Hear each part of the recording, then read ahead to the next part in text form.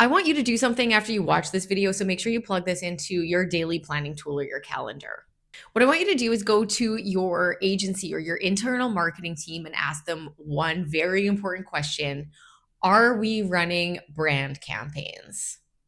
Now, me saying this is pretty controversial because if they say yes to that question, that is a huge red flag.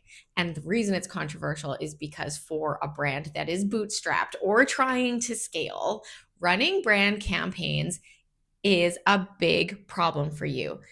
It's because your agency or your marketing team's goals are not 100% aligned with your business goals. That is a massive problem for you, and you need to fix it today.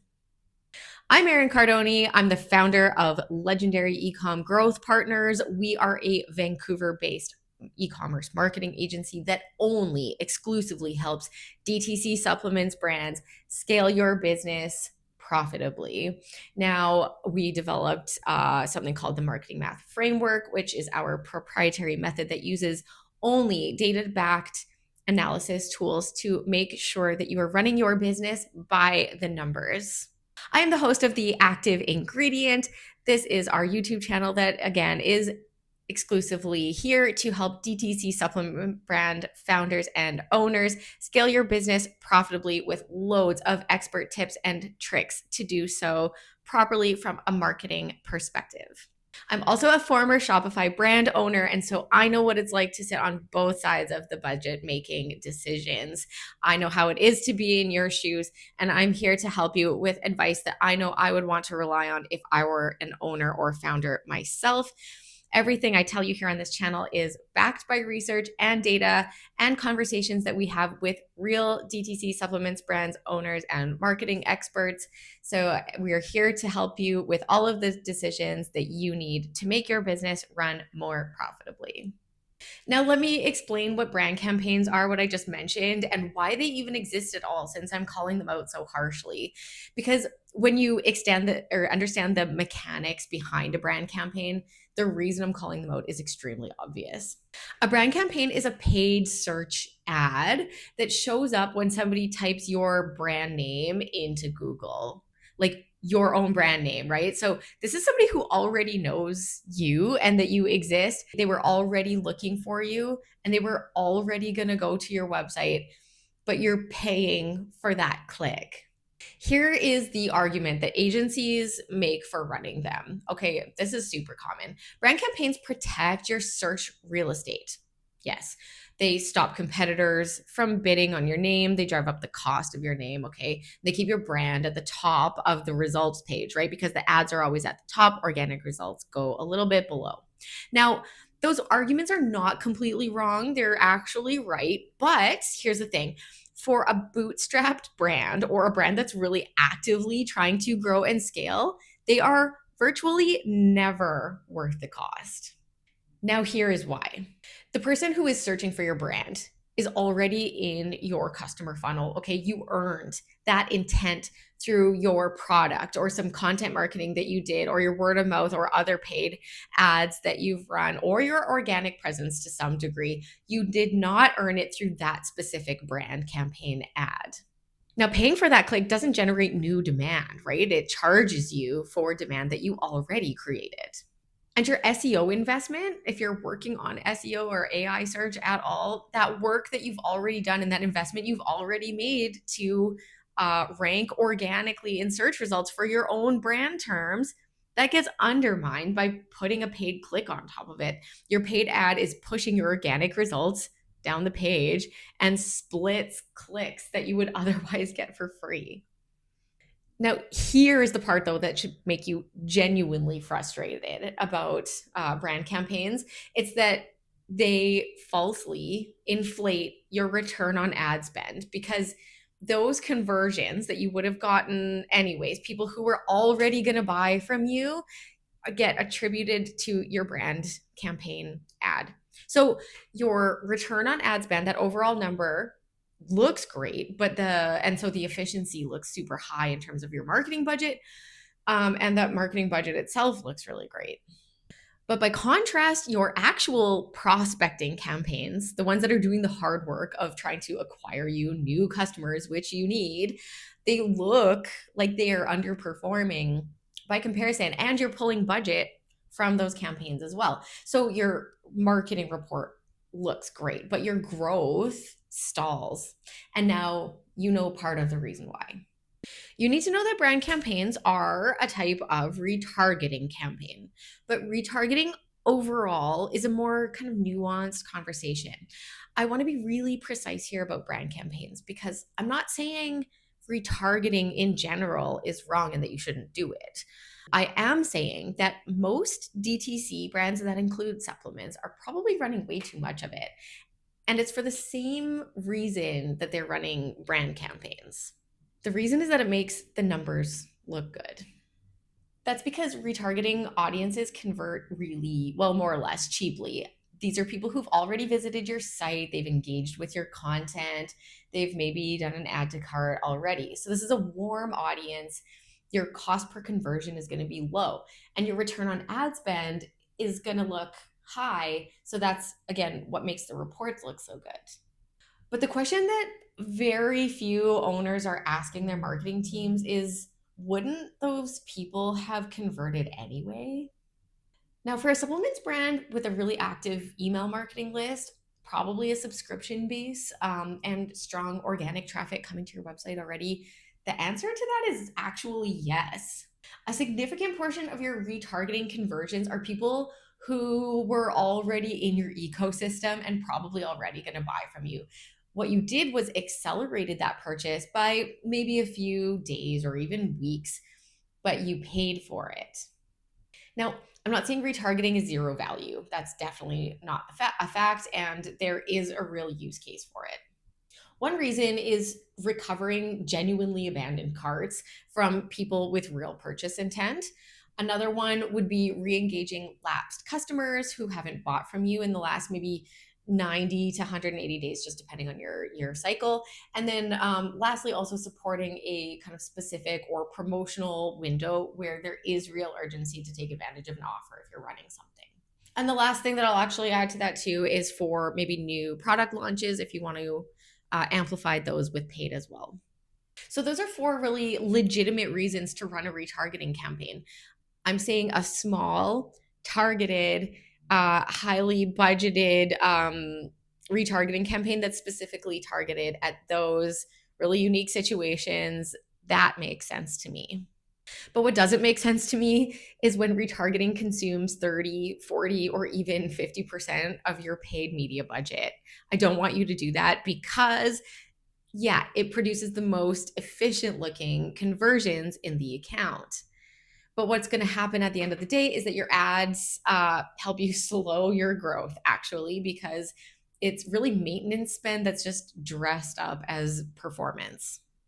So every dollar that's sitting in your retargeting budget is a dollar that is not finding a new customer. That's super important. For a brand that's trying to scale, that trade-off is basically never worth it. I want to be really direct about something because this is the part of the conversation that most marketing experts, even if they're on your in-house team, will not have with you. A performance marketer's job, or at least the way that they measure their own success internally, is to show you that the budget that you've allocated to them is being spent efficiently, right? That just makes sense. And that's where your monthly report is designed to demonstrate that efficiency. Now, brand campaigns and super heavy retargeting budgets are very good at producing efficient looking metrics on performance reports. The cost per click is really low and you get a really high return on ad spend, and your conversion rates generally tend to be super high. So it looks like really clean numbers off the boards, but what the difference is here is that your spend and your growth producing spend are 2 very different things, right? So for a bootstrap brand or a brand that's really trying to aggressively scale, there's a huge gap between those 2 definitions.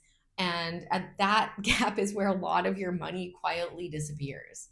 So as an owner, I want you to ask yourself these 3 questions. The first one is your proportion of your customers being allocated more and more to new customers? So is your new customer percentage growing month over month? You should be able to find that in your Shopify dashboard. That's question one.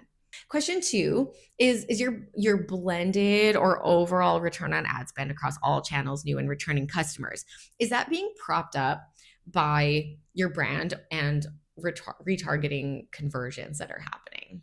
Number three is, when did you last see new customer return on ad spend specifically reported separately on your marketing report apart from a blended return on ad spend? And number four is, has your agency or in-house marketing team ever actually recommended cutting brand campaigns or your retargeting budget in order to free up space for a bigger prospecting budget? That last question is like the tell. An agency that proactively recommends cutting their own managed campaigns that are making their reports look great in favor of figures and metrics that are going to make that report look like it's performing at a lower level because the spend is going to new customers, which are more costly and difficult to acquire. That's an agency or a team that really does know what they're doing. Plus, they're optimizing your budget for growth and scalability, which should be, if you're scaling, also aligns with your business goals. So things are going to look worse for them on their report, but what they know is that they're working towards your business growth goals, and that is the sign that you are looking for. If your agency or in-house team have never raised that conversation, or they continue running brand campaigns, even if you've brought this up to them in the past, that allows your retargeting to consume quite a large and frankly disproportionate amount of your marketing budget or advertising budget, probably just to make their numbers look good, and the incentives are pointed towards the wrong outcome, which is not your business outcomes. What I'm not saying is fire your agency or your in-house team. I'm saying you need to ask these questions and have these conversations with your people. Pay close attention to their answers because it is gut check time. So if you're going to axe your brand campaigns, where's that budget going to go instead? Prospecting. You need new customer acquisition if you're trying to grow and scale. You need to find people who have never heard of your brand at all and give them a good reason to buy. Full disclosure, as I mentioned before, prospecting is way harder and it is a lot more expensive. In fact, it's probably not even profitable at all. The conversion rate is way lower, and it probably is going to look really bad on your performance report, okay? But for a scaling supplements brand, which you are, the budget priority looks like this. Number one, the majority of your paid budget is going to go to prospecting, okay? New customer acquisition with proper audience exclusions. I'm talking about excluding people who have bought from you before. They need to come out of your targeting. Number two, a really small defined retargeting budget, yes, for genuine cart abandonment, although your email should be doing the heavy lifting here, but also for potential lapsed customers and re-engagement only.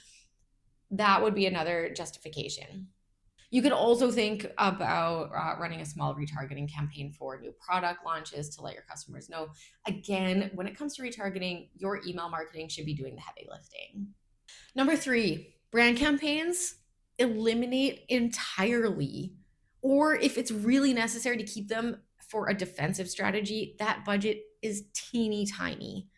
Number four, prospecting budget gets evaluated almost exclusively on new customer return on ad spend, okay? Never platform reported numbers either. I want you to use a better attribution tool, something like Triple Whale or I think it's called Northbeam. Those are the platforms going to help you make this call properly. The short version summary here is that if your paid media budget isn't primarily pointed at prospecting and acquiring new customers for your business, you don't have a growth budget. You don't have a growth marketing budget. You have a maintenance budget, and maintenance budgets do not scale brands. Absolutely everything I've talked about in my last few videos, from profit first budgeting to the cost of acquiring new customers, and now to where your budget should actually stand between retargeting and prospecting, it all connects to one really important thing. And that is knowing what your marketing spend is actually doing to contribute towards your business growth and scalability. There's also an in-depth article that I wrote that helps with all of this. It covers the full framework around how this budgeting decision can be made better. The framework for that is linked in the description below as well. Now, if you found this video helpful and if you learned something new today, or if it made you question what is my marketing team running in terms of our retargeting campaigns, and do I have a brand campaign running, please subscribe to the Active Ingredient, because all I talk about here are tips and tricks to make your DTC supplements brands run more efficiently, so that you can grow profitably and on your own terms. Can't wait to see you next time. See you then.